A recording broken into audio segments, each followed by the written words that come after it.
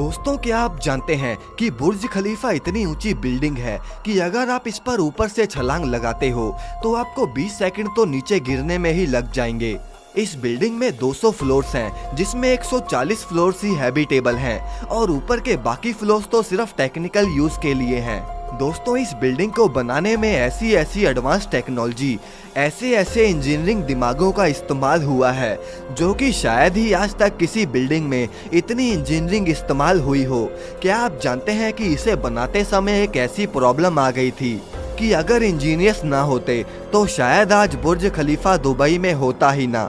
अब वो क्या प्रॉब्लम थी और इंजीनियर्स ने उसे कैसे सॉल्व किया और कैसे उन्होंने दुबई के शेख के $1 मिलियन को बचाया, ये सब हम आपको आज की इस वीडियो में बताएंगे। आप बस वीडियो के लास्ट तक हमारे साथ बने रहिए। तो चलिए वीडियो को शुरू करते हैं। दोस्तों, बुर्ज खलीफा को बनाते समय इसका जो सीमेंट है वो इसके ग्राउंड फ्लोर पर बनाया जा रहा था, लेकिन जैसे जैसे बिल्डिंग की ऊंचाई बढ़ती गई सीमेंट भी ऊपर ले जाते ही सूखने लगा। अब सीमेंट के मिक्सचर को इतना जल्दी ऊपर ले जाना पॉसिबल नहीं था और तभी बुर्ज खलीफा के इंजीनियर ने ये एडवाइस दी कि वो सीमेंट का मिक्सचर रात के समय बनाएंगे, क्योंकि रात को गर्मी कम हो जाती है। और उन्होंने 3 दुनिया के सबसे हाईटेक और पावरफुल पंप को दूसरे देशों से इंपोर्ट करवाया। उन पंप के आने के बाद जाकर ही सीमेंट ऊपर तक पहुंचना शुरू हुआ। दोस्तों, क्या आपको पता है कि बुर्ज खलीफा में पहले नॉर्मल ग्लास को लगाया गया था और इंजीनियर्स का इस पर ध्यान ही नहीं गया कि ऊपर इससे कितनी ज़्यादा गर्मी बढ़ जाएगी।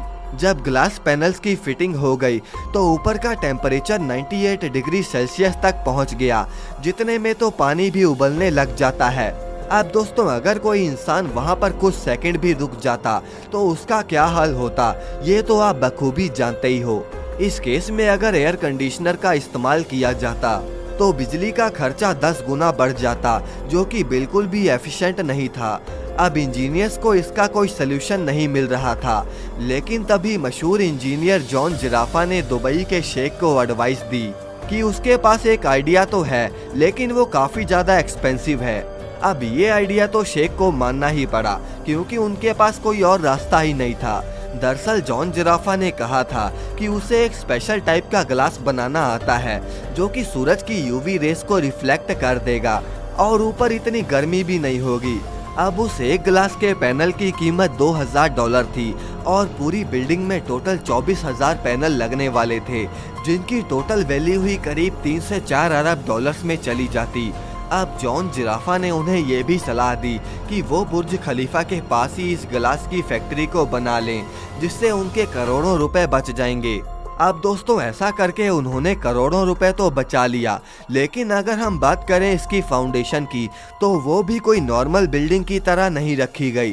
दरअसल आपको तो पता होगा कि जब बुर्ज खलीफा बन रहा था तब दुबई एक रेगिस्तान हुआ करता था और एक रेत वाली जमीन पर इतनी बड़ी इमारत खड़ी करना, इस पर इतना पैसा इन्वेस्ट करना बिल्कुल भी सेफ नहीं था। अब इंजीनियर्स ने जमीन को मजबूत और हार्ड बनाने के लिए स्टील के हजारों टन के पाइप्स को जमीन में गाड़ दिया। बुर्ज खलीफा की कंस्ट्रक्शन में वैसे 3,20,000 क्यूबिक मीटर स्टील और 55,000 टन स्टील का इस्तेमाल हुआ था, यानी कि सीमेंट और स्टील पाइप्स का वजन ही 2 लाख हाथियों के बराबर था। वैसे दोस्तों, आपको बता दें कि बुर्ज खलीफा के कंस्ट्रक्शन की ऊंचाई इतनी ज़्यादा हो गई कि वहां पर मजदूरों ने तो काम करने से ही मना कर दिया। अब बुर्ज खलीफा पर काम करने वाले वर्कर्स की भी कमी होने लग गई और इसीलिए स्पेशली दुनिया भर के मशहूर क्रेन ऑपरेटर्स को बुलाया गया। उन ऑपरेटर्स की लैंग्वेज चाहे अलग अलग थी, लेकिन उनमें एक चीज़ कॉमन थी कि उनमें से किसी को भी ऊंचाई पर काम करने से बिल्कुल भी डर नहीं लगता था। दोस्तों, वैसे जब बुर्ज खलीफा बनकर तैयार हो गया तो उसके ऊपर कंस्ट्रक्शन के समय इतनी धूल मिट्टी जम गई कि उनको साफ करना काफी मुश्किल काम हो गया था।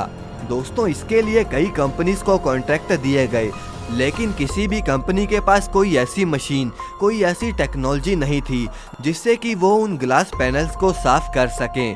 अब फाइनली उन्होंने मजदूरों को ही बुर्ज खलीफा से लटकाकर ग्लास पैनल्स को साफ करवाना शुरू कर दिया और आज भी बुर्ज खलीफा की सफाई ऐसे ही करी जाती है। तो दोस्तों, आशा करता हूँ कि आप समझ गए होंगे कि आखिर इंजीनियर्स ने बुर्ज खलीफा को कैसे बनाया। वैसे दोस्तों आपका पसंदीदा शहर कौन सा है, कमेंट में हमें जरूर बताएं और इस वीडियो को लाइक करके चैनल को सब्सक्राइब करना ना